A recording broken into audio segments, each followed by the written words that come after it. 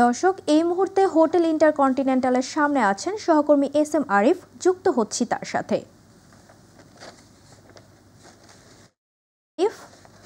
শিক্ষার্থী পুলিশ সংঘর্ষের বিষয়ে এখন কেমন পরিস্থিতি দেখছেন আমাদের জানাবেন।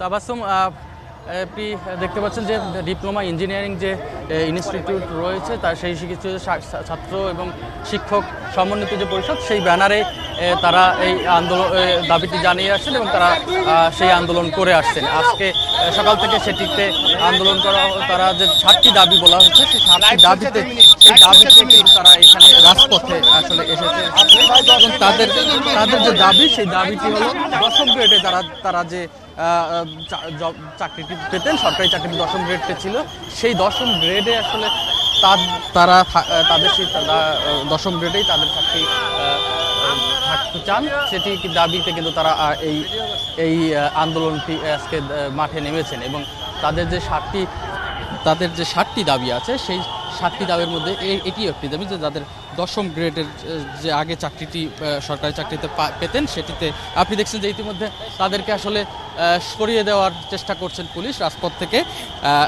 আমরা সেটি দেখাতে পাচ্ছি আপনার মাধ্যমে।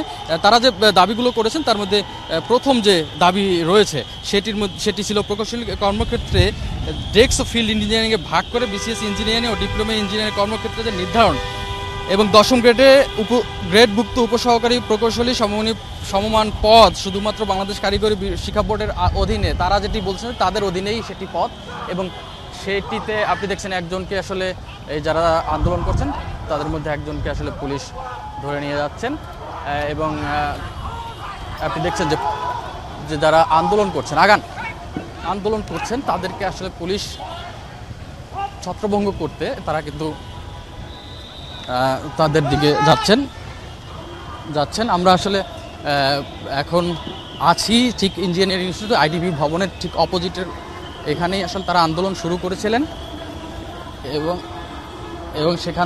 সেখানে যখন তারা ফিরেছেন এই বিভিন্ন রাস্তা প্রদক্ষিণ করে, সেখানে কিন্তু পুলিশ তাদের বাধা দিচ্ছেন এবং আমরা যতটুকু জানতে পেরেছি তাদের মাধ্যমে তাদের একটি প্রতিনিধি দল প্রধান উপদেষ্টা কার্যালয়ে এই বিষয়ে কথা বলতে গিয়েছেন, আমরা সেটিও জানতে পেরেছি। তো তাবাসসুম, আসলে এখন পর্যন্ত আসলে আমার কাছে এই ছিল এখানকার সর্বশেষ সংবাদ। আরিফ, আপনাকে ধন্যবাদ।